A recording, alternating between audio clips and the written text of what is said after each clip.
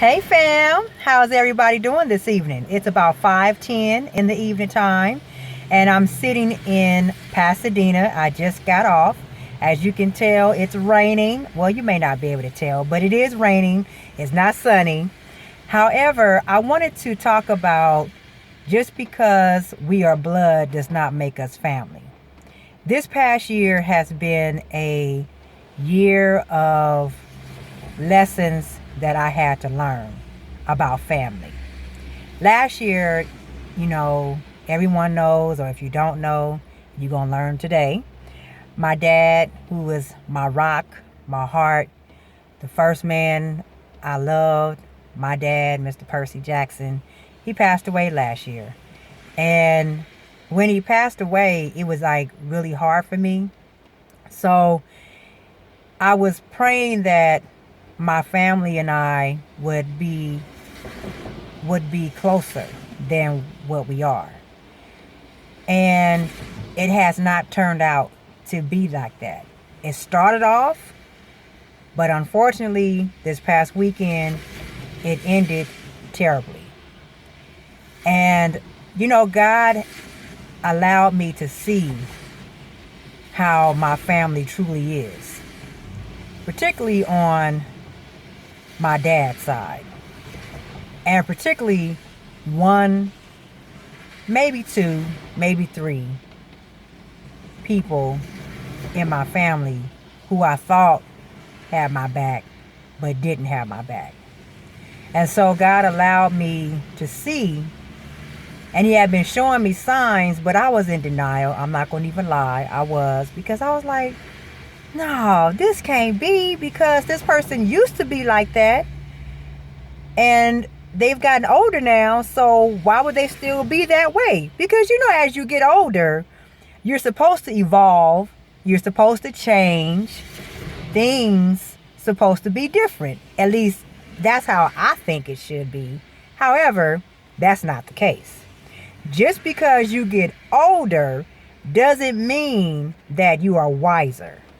Just because you get older doesn't mean that you have learned from your mistakes. Well, honey, I seen. And it took my significant other, Kawasi, to let me see and bring it out. And I didn't want to see it, but with him, he made me see it. It is like God used him to put it in my face, like bam. Okay, heifer, I've been trying to tell you all these months, but I'm gonna have to send my angel, my messenger, to put it in your face. And that's exactly what it happened. So just because we're family, just because we're blood, doesn't make us family. And I truly, truly was able to see that this weekend. That just because these individuals are my family members, and just because these individuals are blood, doesn't make us family. Because the way how these individuals treated me is like a person out on the street would treat somebody that they don't have any respect for. And I was very hurt. I'm still hurt. I'm still angry, because every time I talk about it, yeah, I go there. But I'm working through it. And it's going to take me some time, because I've always admired this person. And so now that we're no longer talking, we're no longer associating with each other, it's okay and it's not okay. But it's okay because I don't need any negative energy. As God allows me to exit out of year 2015, and by his grace and by his will, I enter into 2016. My motto is, if you have negative energy, you are no longer allowed in my space. So to those individuals who are in my inner circle, You all are my family. And you know, sometimes God places people in our lives to be able to, I wouldn't say compensate, but to replace the people the family that you were born into, but they don't treat you like family. But God will send you people in your life and you create your own family. And those individuals that God sent in your life, and you may choose to call them your inner circle or your family members, they treat you better than your own family members. And that's something I had to learn. And it's something I am learning. And so, like I said, just because we're blood doesn't make us family. And I'm okay. I am okay because God has placed people in my life who are part of my inner circle, who are my family, who have my back, who love me for me, who are not manipulative, who are not trying to use me for their own selfish gain, who we all have the same interests, we all have the same goals of pursuing our dreams and our passions and on the road to helping others. And as we uplift each other, we uplift other people. So I want to give a shout out to my inner circle. And I get so excited when I think about my inner circle.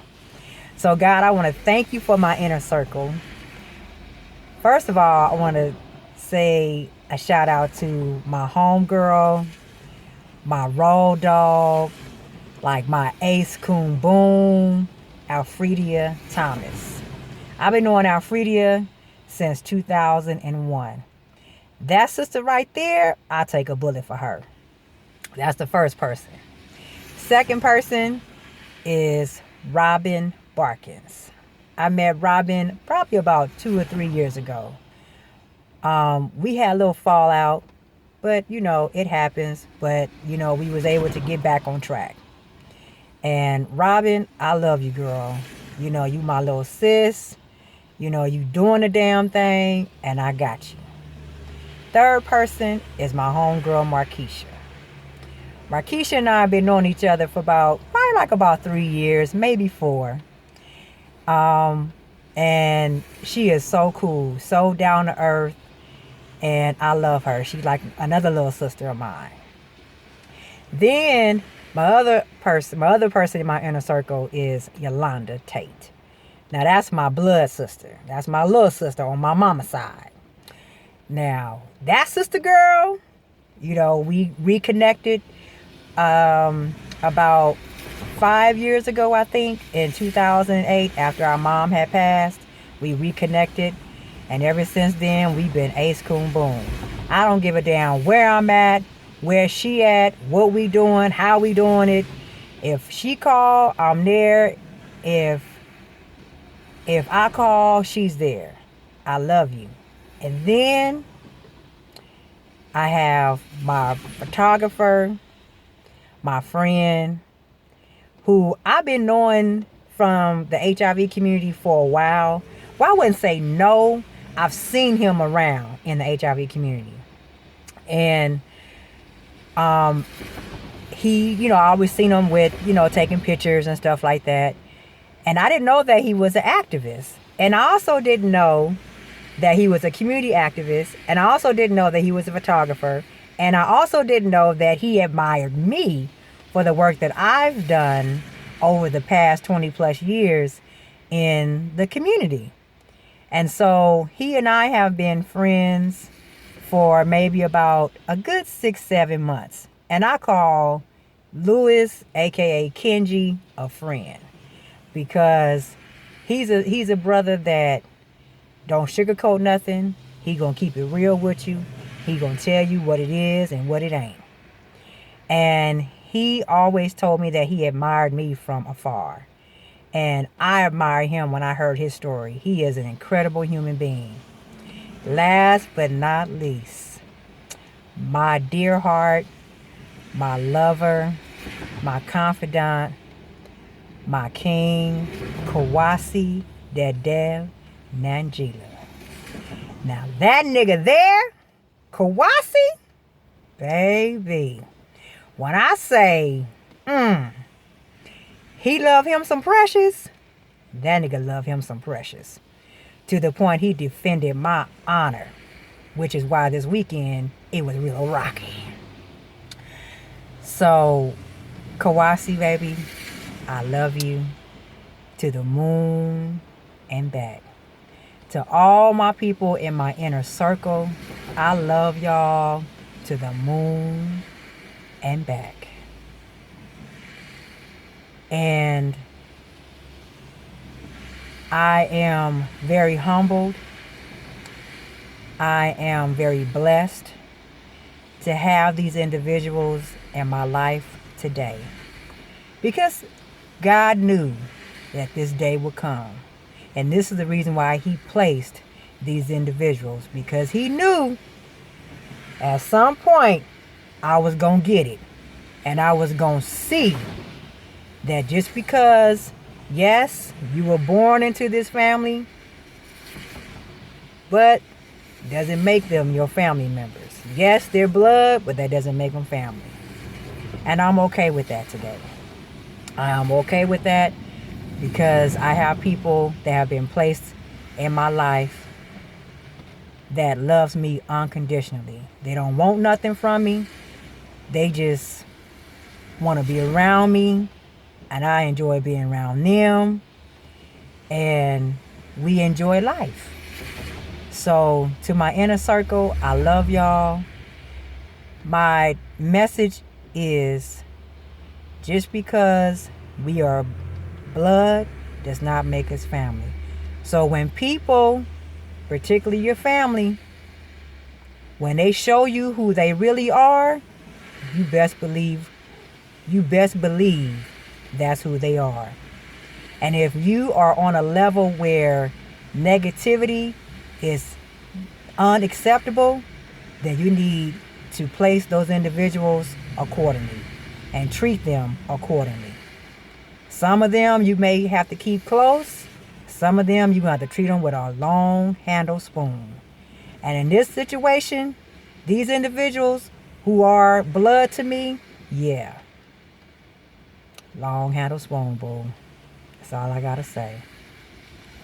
So, forgive, let go, move forward, keep it pushing. Peace.